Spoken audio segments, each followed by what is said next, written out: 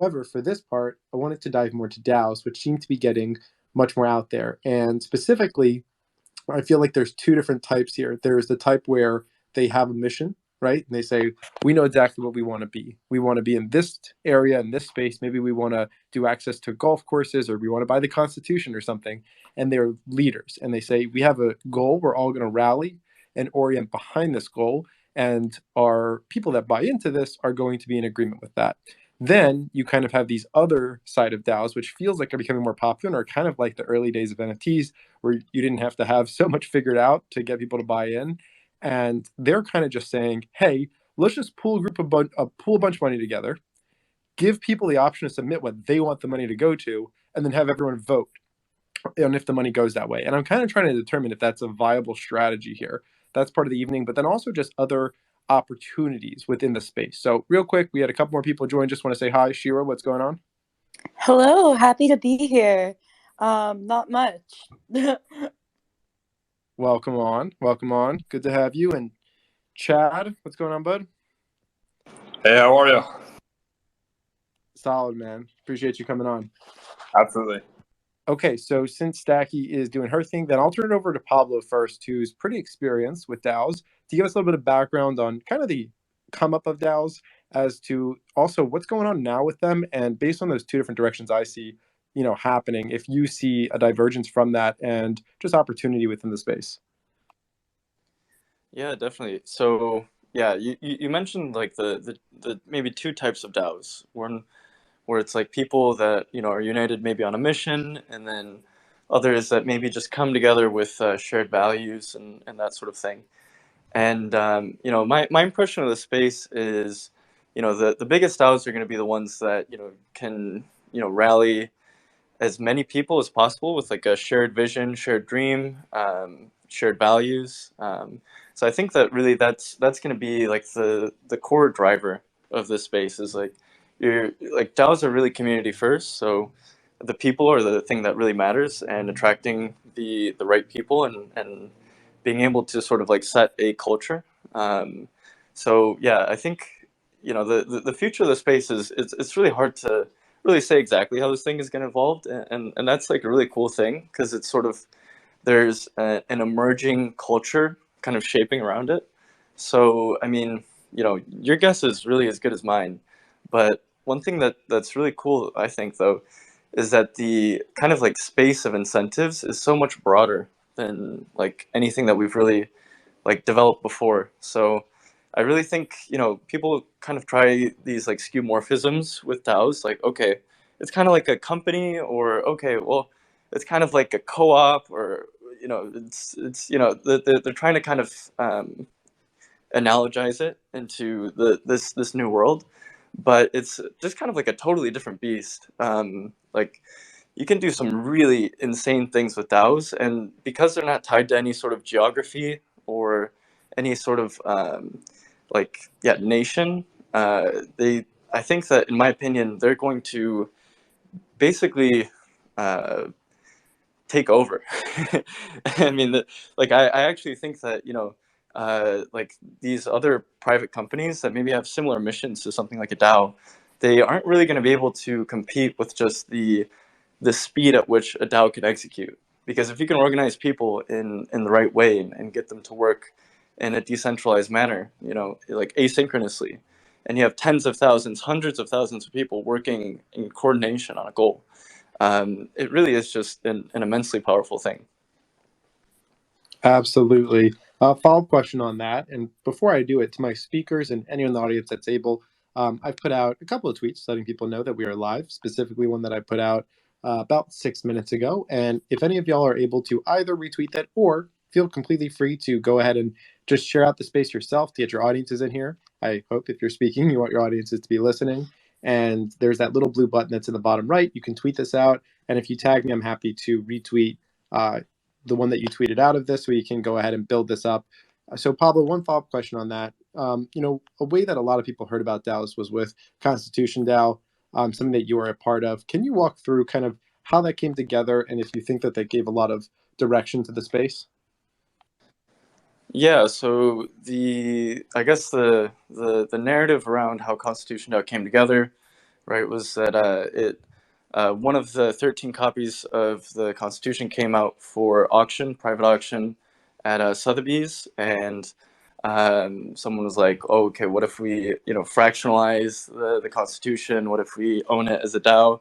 There had already been these DAOs that bought, these really expensive NFTs. There was one that bought the Wu Tang album, and so I think it was just like, okay, what if we like apply it to literally buying the Constitution?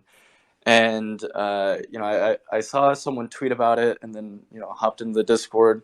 It's one of the first people there in the Discord, and it was a really like interesting like thing, because I think no one really thought that it would blow up in the way that it did. So at first we were just trying to like organize like developers and okay, like, all right, how do we kind of get this off the ground?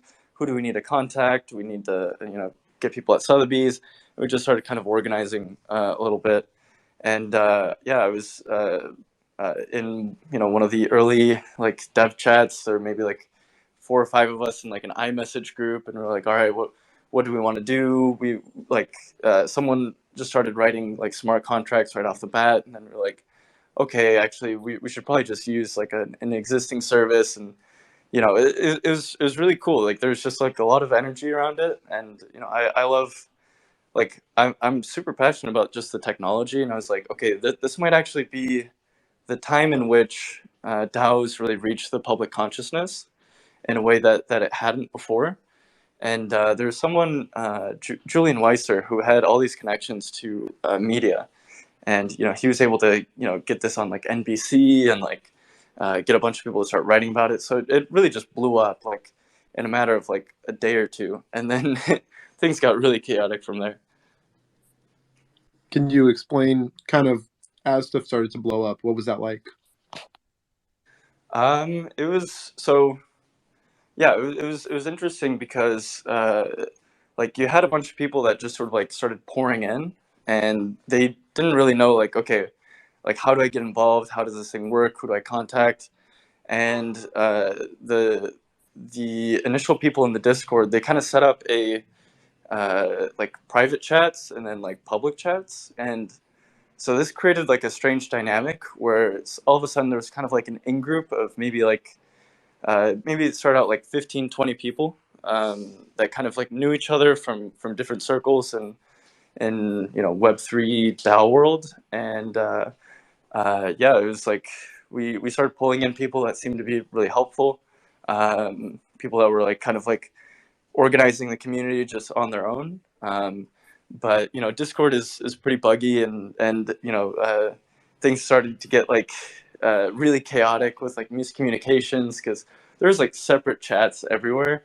It wasn't just like the like private chats and then public chats. It was just like certain people couldn't see what other people were doing, and like the way it was organized was just really complicated. And this, I think, was just one of the like big learnings of like DAOs in general, is that like the tools just really aren't there yet in terms of like scaling communication in the right ways. So I like conceptualize it as this like Moloch, or like the demon of human miscoordination. So it was just like, imagine like 20, 30 people, just kind of like starting out very idealistic, and then all of a sudden, oh shit, like we have millions of dollars. Like the amount of like press that this thing got was like nuts. So it was really interesting. I was like working maybe like 20 hours every day for like yeah, like 7, 8 days straight. It was like I called it like the Olympics of nerds, like it was a really like marathon. It was crazy. Yeah, wow. Definitely sounds nuts. Pablo, appreciate you being on here and giving some insight. Gonna pop around to some other speakers, but to everybody, if you want to, if you want to follow up on a comment someone else made, of course, just feel free to use that raise hand feature. Okay, Chad, I want to drop it over to you. You've been doing a ton of research into this space. You were one of the first people to come to me and say, I think NFTs are the next big thing, a while back, several months now. And then you came to me and said, I think DAOs are the next big thing. And we've kind of been seeing a progression. So where are you feeling now? And what's your thoughts on kind of the use cases and the models that we've been seeing? Yeah, so I've had a blast talking to a lot of different DAOs, a lot of different DAO founders, DAO tooling, all that sort of stuff over these past couple months. where I'm seeing a lot of stuff, honestly, like I think what you're seeing is on Ethereum, there's a good amount of tools built out already for DAOs for Ethereum. Then you start to honestly go to basically every other chain. So you go AVAX, you go Solana, you go, I mean, Near, which Near is something I've been looking into more so recently, a lot more recently. But a lot of these different chains have like close to nothing for DAO tooling. And so I think what you're going to see a lot of is not only you'll see a lot more DAOs on these different chains, but a lot of DAO tooling still needs to be built out over this next year. And I mean, stuff like Near has maybe one or two applications that kind of cover DAO stuff, but that's really the key, right? Like, of course, we want DAOs to do well and function and all that sort of stuff, but they need the tooling and they need the platforms to do that. And so that's something that I've been seeing a lot of on all these different chains that are being built out right now. They just need obviously time. They need more traction. They need to fix out a lot of the issues, all that sort of stuff. So that's something I'm seeing. I think there's definitely going to be a lot more DAOs, definitely on other chains as well. But yeah, DAO tooling it's much needed, as well as someone I had a call with I think earlier today as well was a kind of DAO / NFT attorney. That's something I'm really looking at more so as well. Is I definitely want to do, I think in my bio I have obviously not plugging, but I'm thinking really hardly about doing an NFT project, how that looks, and where I really want the vision to go, as well as post initial mint, really a DAO as well. But with that, like, how does the legal structure really work? What's that look like? All that sort of stuff. That's really a question I'm having to ask a lot of different people, and I think that that's still extremely nascent, maybe even more nascent than some of the DAO tooling on different chains. And so I don't know. I think that there's still so much that needs to be worked out. I'm bullish on DAOs, but I've also seen a lot of some crazy stuff as well with different DAOs. I mean, just founders getting founders having a lot of issues. People just aren't aligned. Incentives aren't there. A lot of different stuff, right? Like there's a lot of freeloaders, etc. So it's really hard. I think what people are really finding out is they're like, yeah, I would love to start a DAO, and it's almost like unicorn and rainbows. No pun intended, unique unicorns over there. But like at the same time, like it's an organization, and if anyone's ever built a company, they know how hard it is to keep everyone obviously aligned, keep everyone incentivized, as well as build something of serious value. Like it's extremely hard to do that. So I think I'm bullish, but a lot of stuff needs to be worked out. What are some of the more successful DAOs that you've seen, and why do you think they were successful? Yeah, so one of the ones I think more recently I helped on is from a guy named Multi-Chain Mike. He's a great guy. I helped him a little bit on their raise for Empire DAO. And what they're basically doing is almost like a Web3 WeWork. And so you basically have to own the DAO token to be really involved, or I'm sorry, get access to the WeWork-esque type building. And then I think they're opening, I think their first one or really purchasing that soon or something like that. And then as well as they are, I think, really focusing on opening up new locations soon. And then I'd say another one as well is, and someone like really a DAO that I've really admired and I'm trying to help as much as possible is really Monkey DAO over on Solana. I think that they have some of the best minds, arguably, in Solana, as well as just, I don't know, in general, just Solana MBS and Monkey DAO have done an incredible job with network, and I fanboy sometimes, but they've done an incredible job. And so they are also, I believe, I'm trying to help them out on a lot of the different stuff that they're working on, conferences, and what else? I mean, conferences, as well as they're planning on also raising soon as well. And they have I won't touch on anything more than that. They have a lot still to work on, but what they're working on is pretty incredible as well. So hopefully within the next couple of months, you'll see, I think, really huge success from them. Love it, Chad. And to all my speakers, I think it'd be super helpful if anybody's talking about something specific and there's any posts or anything you can pin up top so that people can have some educational information. Like Chad, if you want to post any of Empire DAOs or other stuff so we can look through it, that would be huge. It's really funny that you bring up Empire DAO. I'm actually involved with that as well. I did not know that you were involved. Yeah, I helped Mike kind of in the background and talked to him kind of early when they started to raise. But yeah, Mike's awesome as well. Mike is awesome. Yeah. Sure, I want to talk with us about your experience with DAOs and what you like. What do you like and what do you not like? So I have a little bit of experience with DAOs. I've thought about them a lot theoretically and basically like different ways that structural issues might emerge with DAOs, right? But at the same time, um, I don't know, my involvement with DAOs has been pretty interesting. I'm more recently getting more heavily involved with a DAO that opted to use Slack instead of Discord, which I thought was unique because I hadn't really seen that in other DAOs.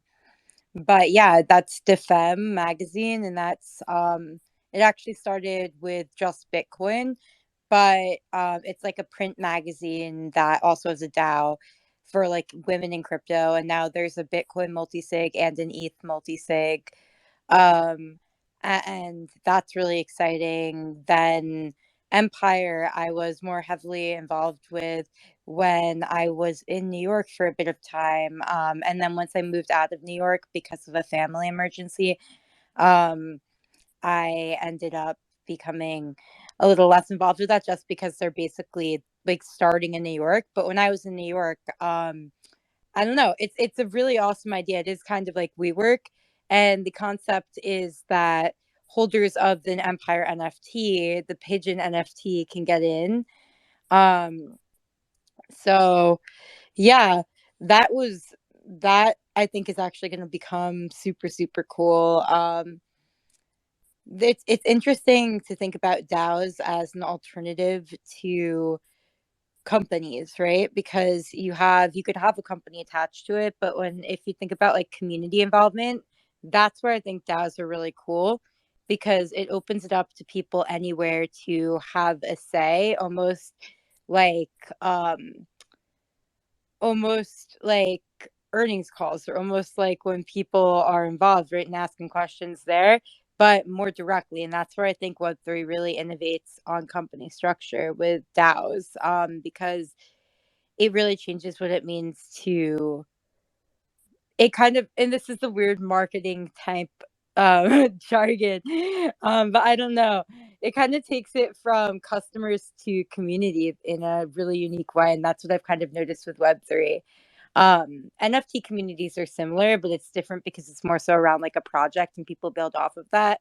DAOs I think are a little bit like they, depending on what it is, depending on what the product is, um are more so built around creating something as opposed to consuming something. But I don't know, it's cool. Yeah, it's a definitely interesting idea that these are companies. I think people didn't see them as companies right off the bat. And as companies, they're going to have to continue to form kind of more valid bases, right? With a actual, plan, pitch books, employees, things even like benefits and stuff like that. Do you see more DAOs moving in that direction, or do we still have several months of kind of a staging period as people can kind of put this together and raise massive quantities of money with very, very little, I would say, effort from some of the ones that I've seen where, you have some influence, you have a few people with experience, and you can go out and I've seen them raise millions. Yeah, it's kind of scary to actually think about that. What you just brought up about hiring employees and stuff. Because think about it, if the DAOs actually decide, oh, okay, we don't like this employee, we don't get along with them, even though they do a really great job, we all get to vote in governance and make sure that that person doesn't have a job anymore. It's kind of weird like that. It's kind of like Survivor. Never really thought of it like that until you just said hiring employees for a DAO. It's interesting now that I think about it that way. But I hope everybody in this space actually knows like the difference between a DAO and a regular organization, like what it prevents. It prevents like a CEO and a board of directors from taking different stances and then having the CEO go in a different direction, rather than going the direction of the people that are actually the board members. So I don't know if you guys ever heard of principal agent dilemma, but that's the problem that DAOs actually solve. So you don't have this upper management making the decisions. You don't have people hiring these people. to make the decisions for them. And if there is people that are in charge of like voting or governance, everybody has a everybody puts the votes to I mean, the governance tokens allow you guys to like determine on what you want to vote on and then how you vote. And then in that saying that you actually, I mean, at the end of the day, it's majority rules, and then that's executed across like smart contracts in an autonomous way, supposedly autonomous way. So I think it's interesting, and I think hiring employees is another step we have to like solve, because think about that. Really, it really is like Survivor. Okay, what's the performance metrics? It's going to be easier to actually like lay people off when everybody's voting and there's not one person deciding who to lay off, who not to. It's kind of an interesting scenario. Never even thought of until just now. Blake, I see you have a hand up. You want to comment on that? Yeah, no, Lucas, you definitely bring up some really interesting points, kind of bringing it back to what a DAO is. And, I just want to hit on the fact of, what DAO stands for, Decentralized Autonomous Organization. And I think everybody should have a little, short understanding of the reality that DAOs are not something that was new. The Ethereum blockchain that everybody transacts on today, that we all know and love and trust, was actually created from a DAO. So in That got hacked and 2016, lost $50 million. yeah, exactly. So long story short, 2016 there was a DAO that was created, a venture capital fund, raised about 150 million. Somehow that was able to be compromised, and around 50 million was hacked. And from that was the Ethereum hard fork. So the Ethereum Classic is the actual original Ethereum blockchain that has the hacked, compromised Ethereum. And Ethereum that we transact on today was formed out of that DAO. So DAOs go back a long way, and was one of the fundamental, building blocks for Ethereum in this decentralized network of being able to transact in a trustless, decentralized fashion and create the Ethereum virtual machine, right? The perpetual machine that's built on smart contracts, and kind of the human equation is taken out of that. But Lucas, you bring up a really good point, man, about hiring and firing. At the end of the day, in its current state, the way that DAOs are currently structured, there's still a lot of human decisions that are being made. If you have, a board that's kind of working hard behind the scenes on behalf of the DAO, that's still kind of like a company. And if those board members that are representing the DAO are not getting along or have, varying opinions, it could definitely fracture. And I have firsthand experience in this with Hashmask. So Hashmask was one of the, NFTs that kicked off in February. I was one of the early investors in Hashmask. Still love the NFT project, and got in early and helped form the Mask DAO. Lots of factors went on. Long story short, wound up getting out of the DAO, and it was very much a lot of human decisions and humans behind the scenes acting on behalf of a DAO. So until we can get to the point where a DAO is truly structured and based on executable smart contracts, I think there's still going to be that human factor, which for now, I think is fine. There's going to be protocols and innovations and, ways that we can make these things the way that we expect them to function, right? Which is with with execution, and being able to organize this hive mind, and these people, collectively organizing with a singular goal, and everybody is moving in the same direction. Like that's the power of a DAO. So I think there's going to be a lot of different iterations of it. And I think there's also going to be the opportunity in the future, just like we expect to see interoperability with, cross chain between, L1s and Ethereum, and being able to transact on multiple blockchains. I think we're also going to see the ability to live and work in different blockchains as well. So, and being able to organize DAOs that way. And what I mean by that is being able to offer value and contribute to a DAO where you're able to offer that value, and maybe you put in a couple weeks, you provide this value, and then okay, you move on to the next DAO where you're able to offer value in that environment and that ecosystem and be paid in the token. And this is just kind of a new way of working. So not only do I think there's going to be new structures of organizations and how fundamentally our institutions are going to change, it's going to be also a fundamental change of how we live and work. Yeah, I'm interested to see how that change keeps rolling. So I brought up Rich and want to throw a question at him as well as Tim. Is everything working for you? Yes, everything is working fine. Just up here listening to you guys. Thanks for having me up here, Wolf, again. Lucas, are you feeling well, man? I know you. Yeah, you can hear my voice, man. It almost sounds like yours right now. Hey, everybody, I'm Tim Cook. Hey, how's it going, everybody? No, but I know Lucas is feeling under the weather, and I hope he gets better. Just my little two Thanks. cents on a DAO, really quick, is I feel like the whole community trying to basically vote on. So, from my understanding of a DAO, right, it is community members voting on a certain topic or a certain thing they want the company to do, or not company, but the project to do. And those votes are then casted by people who represent them. So say like 4 board members represent the majority of the project. Is that true, or am I off a little bit? Because I do know there's different ways to run DAOs. Yeah, so there's definitely different structures. The the most ideal scenario is where you have a token or a contract that represents your right or seat at the table to that DAO. There's also other projects that have the ability for you to hold a certain level of tokens or nominate your voting power to Yeah, like a said ENS. quote board member. ENS was the So voting, there's the nomination exactly, part. yeah. So Are there any sports leagues? Is that fan controlled football league? Is it ran as a DAO? I don't know if anybody is familiar with the fan controlled football league. no, Yeah, I'm not, don't think but I've ever I'd seen love that. to learn more.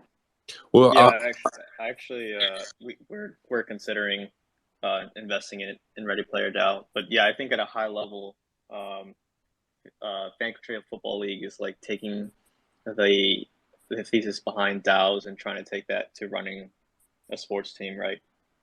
how do you all see that being done, or the success behind the sports DAO? Do you think they'll be one of the good examples, or do you think the companies are going to pick it up? Not companies, but projects are going to pick it up quicker than like a project focused around sports? Yeah, I think we're already seeing like projects come and pick it up. So like I've seen, I know ASM, Altered State Machine has their own team now. That they just launched. So like that's your first example of like a project already coming and picking up a team.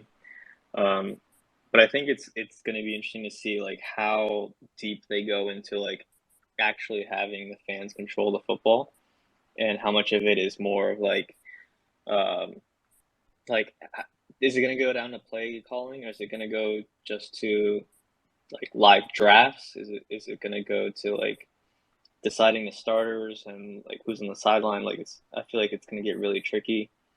And I think the like a larger issue is like a lot of these people aren't going to have insights into like what's going on at practice, what's going on in the gym, like what's going on behind the scenes, and like Like a it's DAO's going to be not used, it's not necessary for everything, right?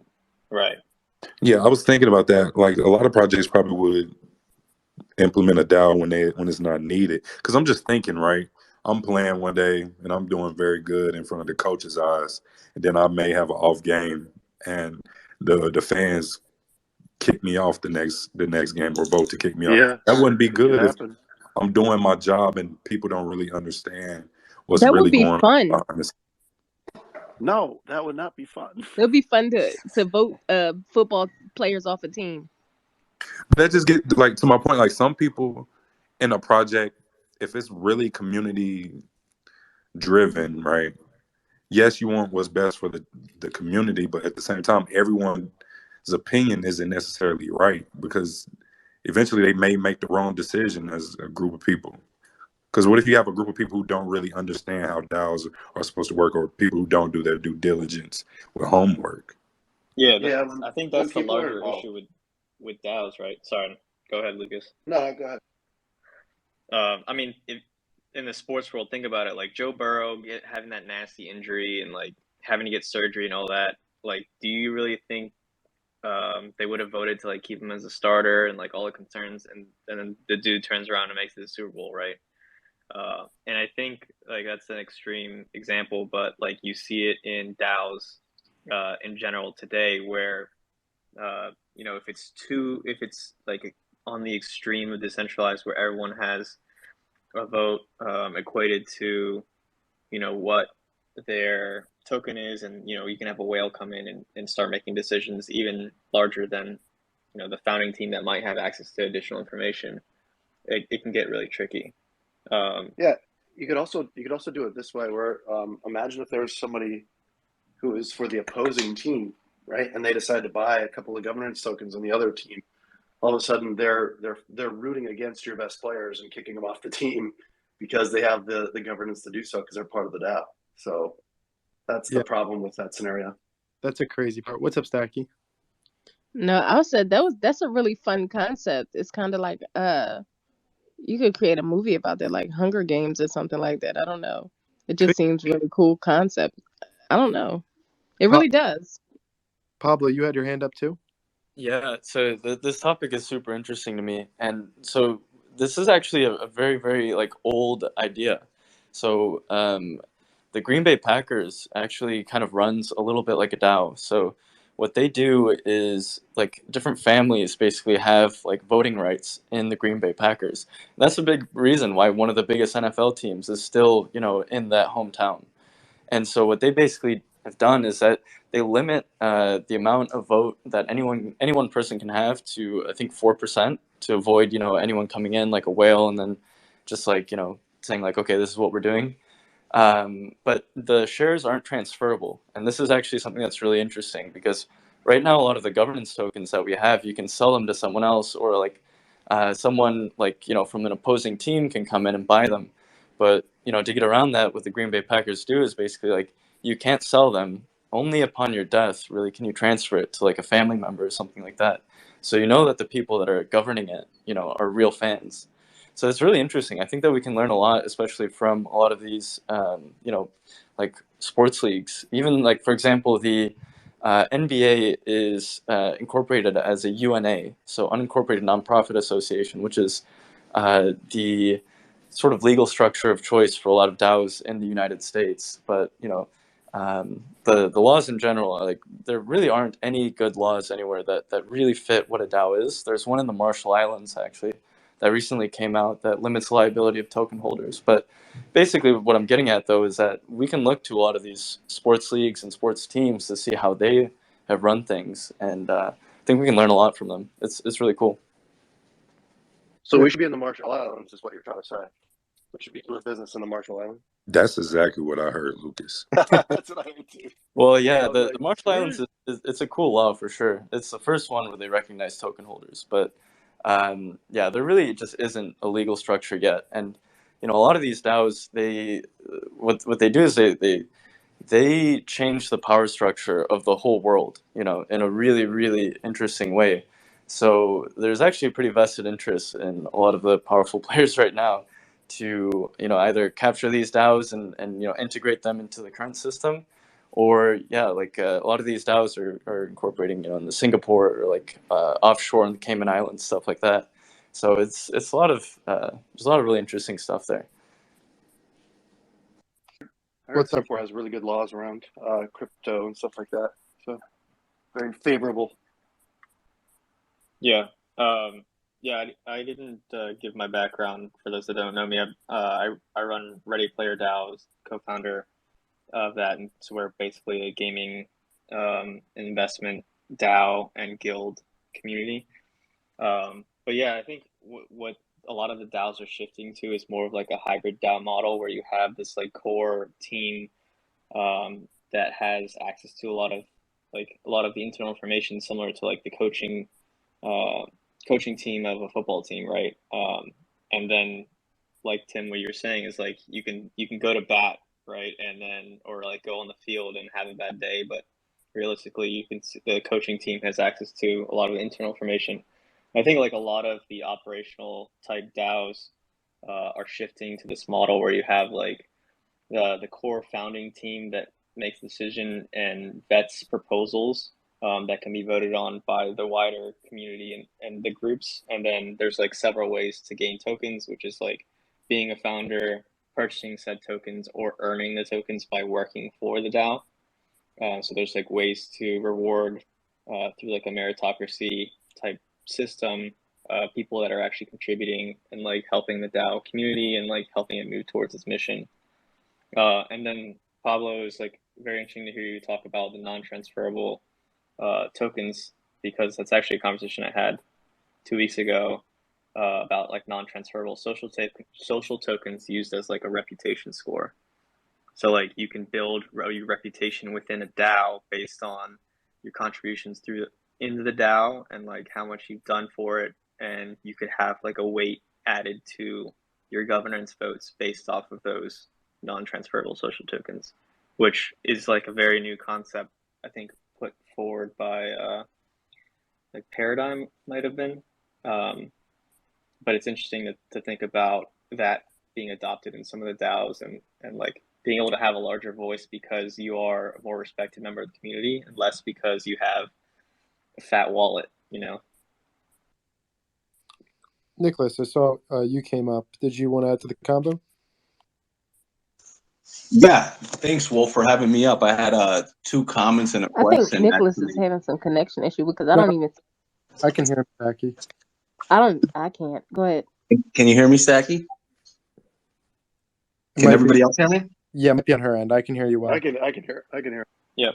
All right, so I had two comments and questions. Number one, I think Stacky's right. Too bad she can't hear me. I think it would be funny to kick people off a football team. I think that's funny. That's actually might be a cool idea, cool game shower for some reason. Two, my second comment, Wolf has the best questions on Twitter. If you're not following Wolf, he has some of the best questions. Like they're so thought provoking. I know I see a lot of them on Twitter, but Wolf asks the best questions. So if you haven't followed him, follow him. And then I have a question. For the guys for everyone on the panel, how do you see, being in a public company setting, when I first learned about NFTs, I was like, wow, they totally got it right? The community first, things should be built with people in mind first. And I was like, man, that's how companies should have been built. And then, DAOs are coming about and I'm learning more about DAOs and I'm saying, wow, this is interesting. And I guess my question to you guys that are in the field is, do you see a path to where a public company can totally transfer out of a public entity and use a DAO or an NFT as the same value or stakeholder that common stock would today? And how would that look like? And if there's any suggestions on why that would be a good idea or why that wouldn't be a good idea, I'm curious to hear people's thoughts about that, about a company that already has infrastructure that realizes, hey, maybe this is a better platform, maybe this is a better technology to work on. And, how could they transition, or could they, or should they, is my question. Thanks for the time, Wolf. I appreciate it. I would probably initially just respond with another question, not to be annoying, but like, what's the difference between a token that represents a share in the NFT or a DAO and then an equity share in a company? I guess it would be the more rights attached to it, right? I'm guessing. I don't know. This is why I'm proposing the questions, just because I guess the vibe of NFTs and the vibe of a DAO is more in line, I guess, with my way of thinking, right? Which is community building and focus on people first instead of a company first. Whereas the corporations seem to take this, hey, the shareholders need a profit, right? When the best leaders don't necessarily do that. So I don't know if there is a difference, but if there is a difference, to me, it's been the community first thing, right? It's putting the people in front of profits, which to me seems like a good enough reason to convert to that model. And again, just curious to know if a company would ever think about that, and why would they? if they would. Yeah, I mean, you're preaching to the choir here. I mean, I absolutely think that most companies could switch to a model like this, but currently, as it stands right now, a lot of these DAOs are operating in an unregulated space, and the one thing that we do know is that if we start saying that our tokens have dividends or something like that, that's when the SEC starts knocking on people's doors. So that's like one big limitation, at least in the United States currently. But in the future, I mean, I really think that the code is law, right? So if you can do it, it will happen. It might not happen here in the United States, but you can basically implement all of the same functionality as like security into a DAO. So I think that we probably will see things like that in the future. I think like there's just massive use cases. Imagine even just like a coffee shop, right? That then gives governance tokens to people in like their local area, and then people in that coffee shop, they can start voting on like certain things, and it just makes you feel like part of a community. Maybe you get certain benefits with it. Maybe you get a share of the profits of the coffee shop. Um, there's a lot of stuff that can be done there. I'm thinking though that people don't want to change, and especially the people at the top don't want to like lose their positions of power and privilege and revenue streams of their own. So that's the reason why a company wouldn't shift into a DAO, because then it would put the hands of it would basically eliminate their jobs. So they'd have to be highly incentivized to do so. That's private and public companies. Like there'd be just no reason to do it because they get paid so much money and they have the power. So why would they want to relinquish the power to the people in a way? So if you was running a coffee shop, right? How would and you had to pick a type of DAO or a type of system, like what would you do? I would start a coffee shop as an LLC, convert it into an S corp at the end of the year, and figure it out from there. But I don't know if I would try to. I don't know. I don't think a DAO solves every problem in business for everybody. Yeah, It's a cool experiment, but go ahead. Go ahead. Will. yeah. I mean, I see it as two ways right now. It's kind of like a cash, right? A way to raise cash. It's a different way from doing a traditional, seed or whatever else you're doing, but you're really giving up a lot more of your company, to be honest. And then in the other side, it's basically trying to bring on. It's like crowdfunding, right? Like, why do people do crowdfunding?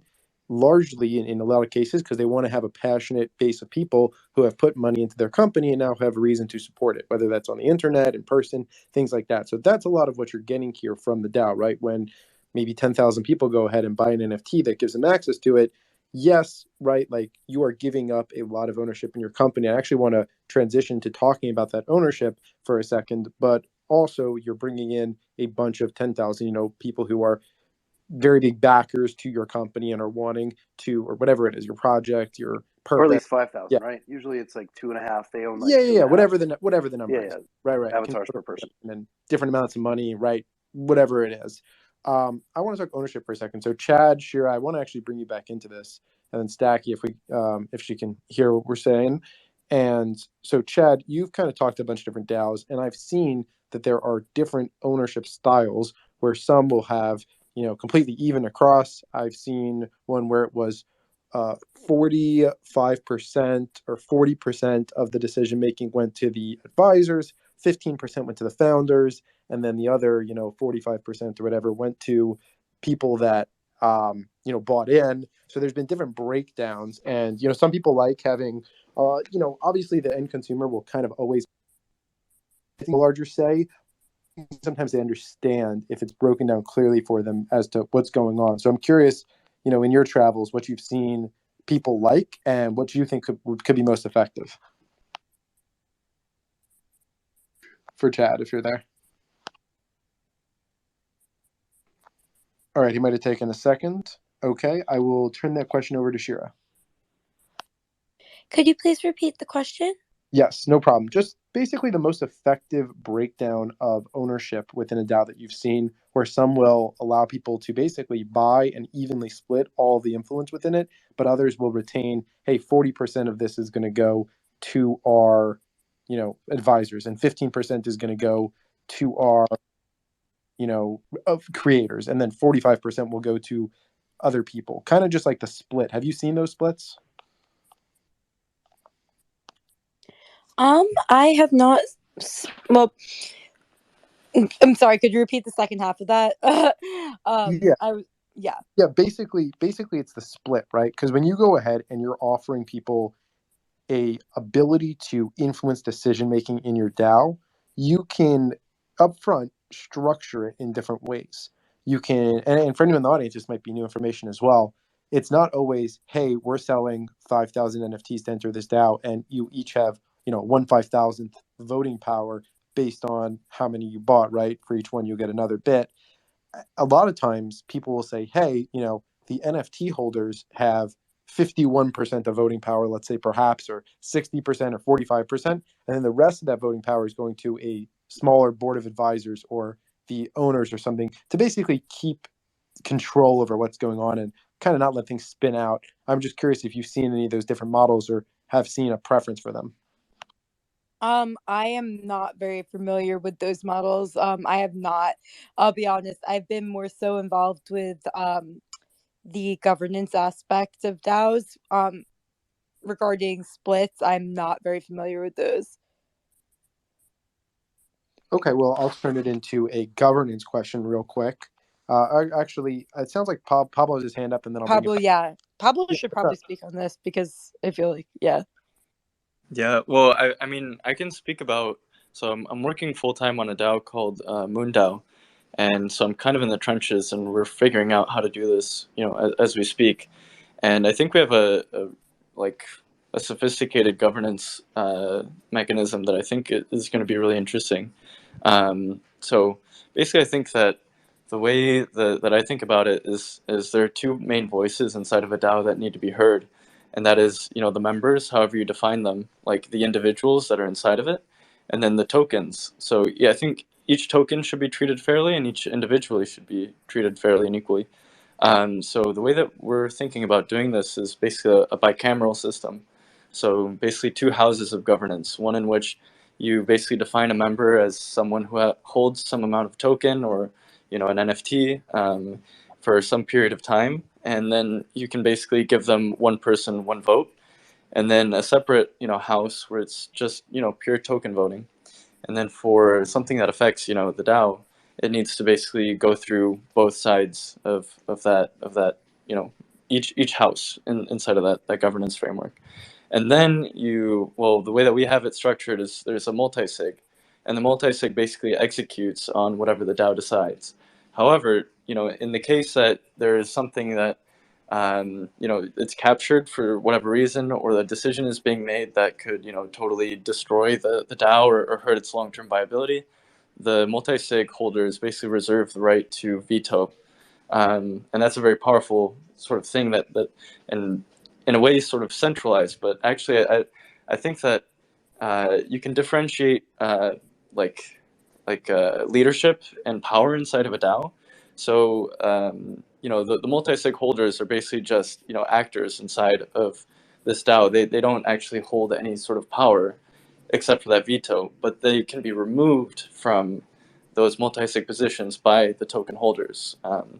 So it almost looks kind of like the Constitution of the United States, but I think that these DAOs really do need really robust governance mechanisms, and I feel like this hasn't really been a solved problem yet. So that's the way that we're looking at it currently. Sounds But yeah, like politics to me.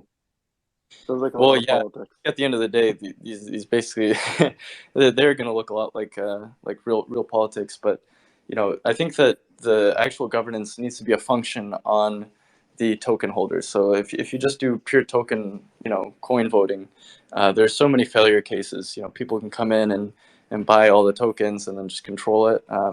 There needs to be a lot more sort of like mechanisms in place, but the idea should really be that any leader, any power, basically lives and dies by the people.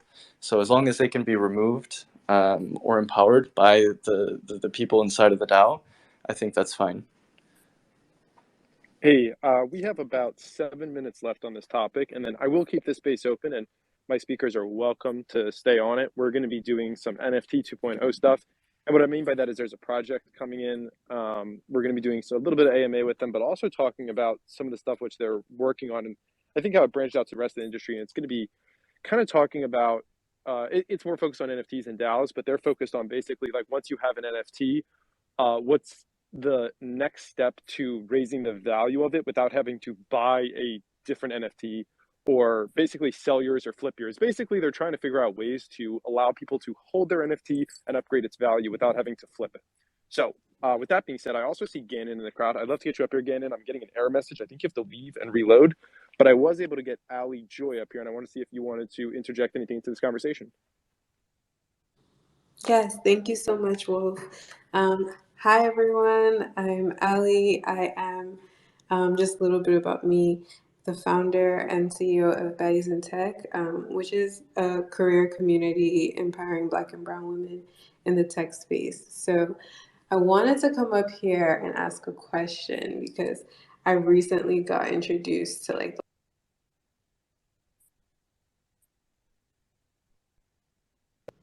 Can you guys hear me? You No, got you got rugged. rugged for a minute there. We can hear you now, though.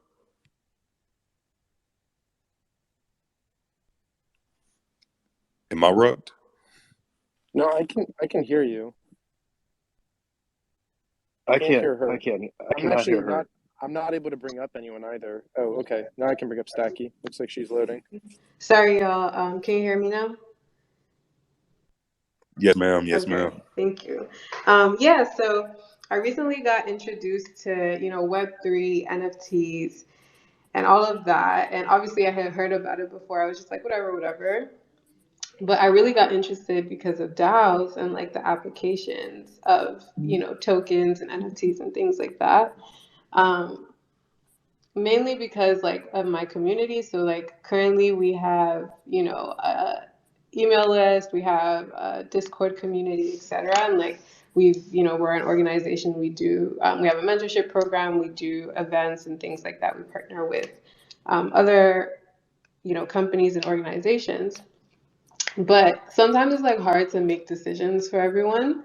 And there's also like a for-profit side of things, but then there's a non-for-profit side of things where we have our mentorship program where we sponsor like scholars. We have a scholarship program where we.